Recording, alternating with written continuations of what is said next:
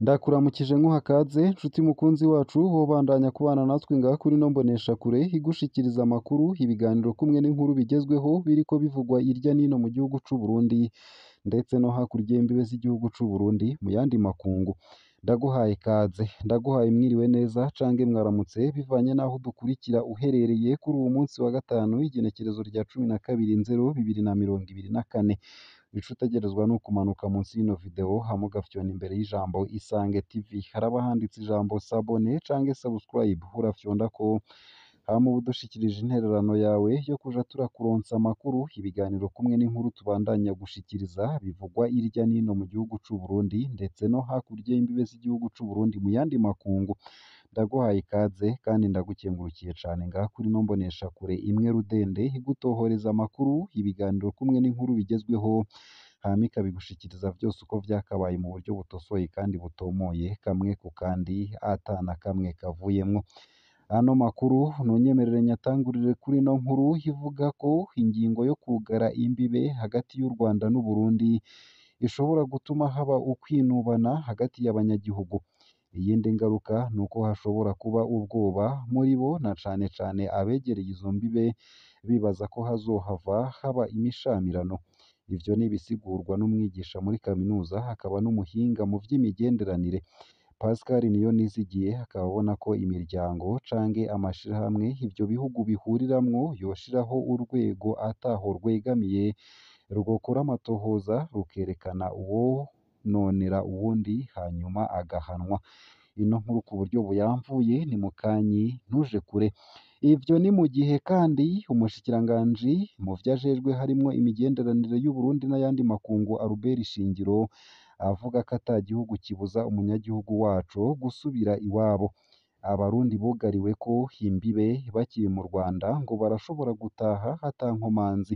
Ivyo nyene ni ivyashikirijwe n'umushikiranganji mu vyo ajejwe harimwo imigenderanire y'u Burundi n'ayandi makungu Albert Shingiro aho yari umutumire imbere y'inama nshingamateka kuri uyu wa 12/0/2024, aho yagize ati nta gihugu kibuza umuntu gusubira iwabo. Igihugu kirabuza abinjira ariko ntikibuza umuntu asubira iwabo. Naho hoba mu bindi bihugu umurundi hakavuga ati ubuzima bwo ngaha burananiye ndipfuza gusubira iwacu, nta muntu azokubuza kuja iwanyu. Umurundi wese rero yipfuza gutaha nta ngorane n'imwe hazogira ku mupaka yotaha. Abakoresha indege nabo nyene ziguma ziza nibahumure nta ngorane bazogira. Ivyashikirijwe n'uno mushikiranganji navyo nyene ni mukanyi ku buryo buramvuye muri ano makuru ntuje kure. Nayo kandi mu yandi makuru womenya ko mu ntara ya Cibitoke hatowe ibiziga bibiri. Ibiziga bibiri vyaratowe kuri Uwimana n'uwa mbere muri komine Rugombo ndetse na Buganda mu ntara ya Cibitoke iri mu buraruko bushira uburengero bw'igihugu c'u Burundi. Ikiziga kimwe muri ivyo caramenyekanye, ni ikiziga c'umwana w'imyaka 10. Abanyagihugu barababazwa nuko intwaro yategetse ko ico kiziga gihambwa imbere y'amatohoza. Ino nkuru itari nziza nayo nyene ni mukanyi mu buryo bw'idonido ntuje kure. Nayo mu yariko avugwa hanze y'imbibe z'igihugu c'u Burundi muri Repubulika Iharanira Demokarasi ya Kongo womenya ko sentare yubahiriza ibwirizwa shingiro yemeje itorwa rya Felix Antoine Tshisekedi.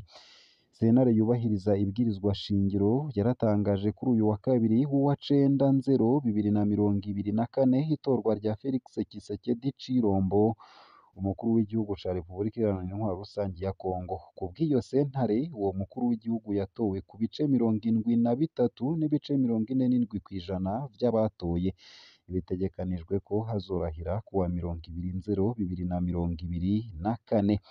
Ino nkuru nayo ku buryo buramvuye ni mukanyi ntuje kure. Ico utegerezwa gusa nyene ni ukubandanya kumwe natwe. Uramanuka munsi y'ino video hama ufyonde imbere y'ijambo Isange TV. Haraba handitse ijambo sabone cange subscribe, urafyondako hama uba udushikirije intererano yawe yo kuja turakuronsa amakuru, ibiganiro kumwe n'inkuru tubandanya gushikiriza binyuriye ngaha kuri ino mboneshakure. Ano makuru ku buryo burambuye nunyemerere nyatangurire kuri ino nkuru iriko ivugwa mu gisata c'imigenderanire n'ayandi makungu, aho biriko bivugwa ko ingingo yo kwugara imbibe hagati y'igihugu c'u Rwanda n'u Burundi ishobora gutuma haba ukwinubana hagati y'abanyagihugu.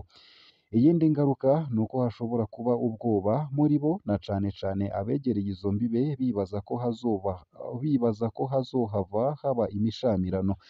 Ivyo ni ibisigurwa n'umwigisha muri kaminuza hakaba n'umuhinga mu vy'imigenderanire. Pascal Niyonizigiye akaba abona ko imiryango na cane Pascal Niyonizigiye akaba abona ko imiryango canke amashirahamwe ivyo bihugu bihuriramwo yoshiraho urwego ataho rwegamiye rwokora amatohoza rukerekana uwononera uwundi hanyuma agahanwa. Umugambwe Iprona ukaba usaba amareta y'ivyo bihugu gukomeza inzira y'ibiganiro kugira izo ngorane zive mu nzira. Uwurongoye uwo mugambwe akaba abona ko ingingo yo kwugara imbibe izogira ingaruka na cane cane ku munyagihugu muto. Olivier Nkurunziza akaba avuga ko bibabaje kubona bishika ku rugero rwo kwugara imbibe. Akaba asaba ko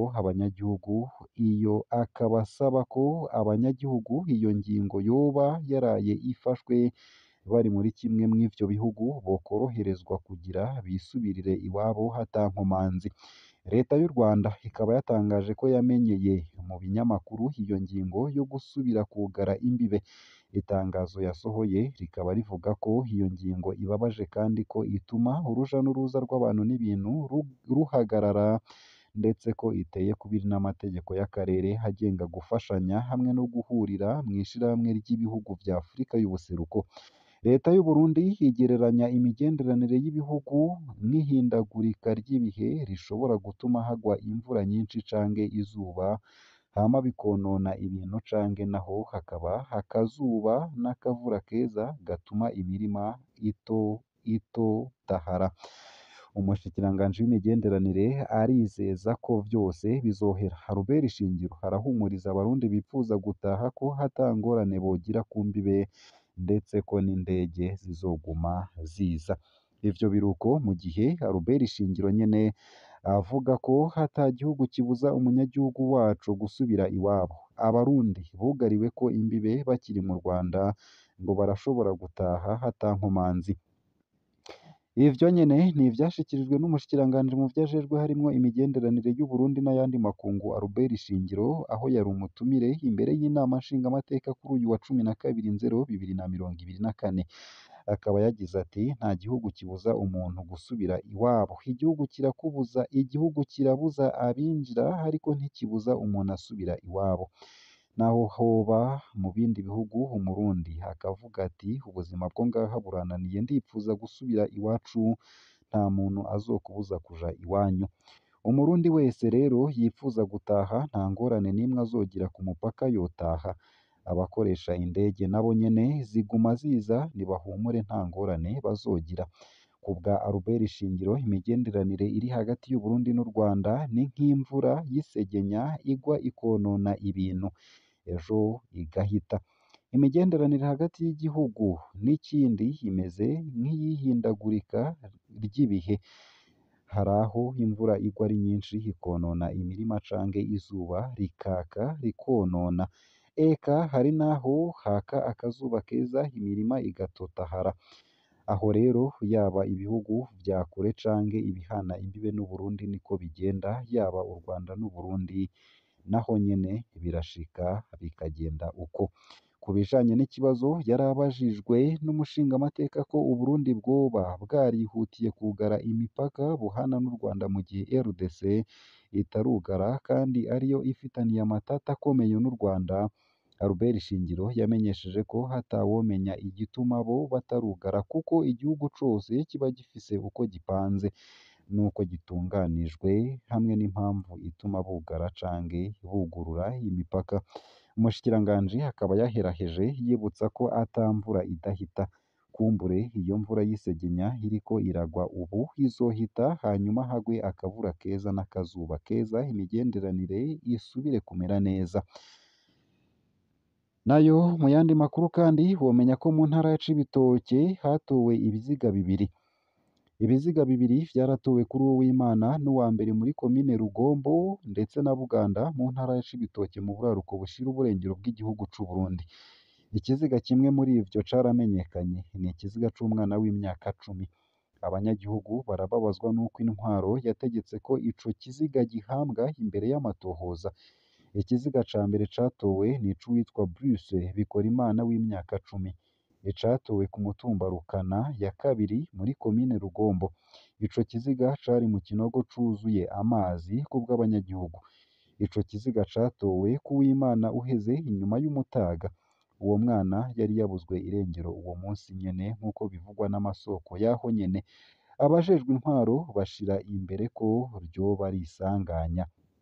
Hafi y'aho mu Rugombo, ikiziga c'umuntu w'imyaka itari munsi ya 30 caratowe mu gice ca Kaburantwa muri komine Buganda ku munsi wa mbere mu gitondo. Ntiyamenyekanye, ababibonye bavuga ko yishwe. Yaranizwe, uko akaba ariko bivugwa n'abamubonye. Intwaro muri komine yaciye itegeka ko ico kiziga gihambwa. Abanyagihugu bavuganye na SOS Media Burundi dukesha iyi nkuru barababazwa n'uko yahambwe gihutihuti. Basaba ko mu bihe nk'ivyo ibiziga bishirwa mu buruhukiro mu kurindira ko bimenyekana.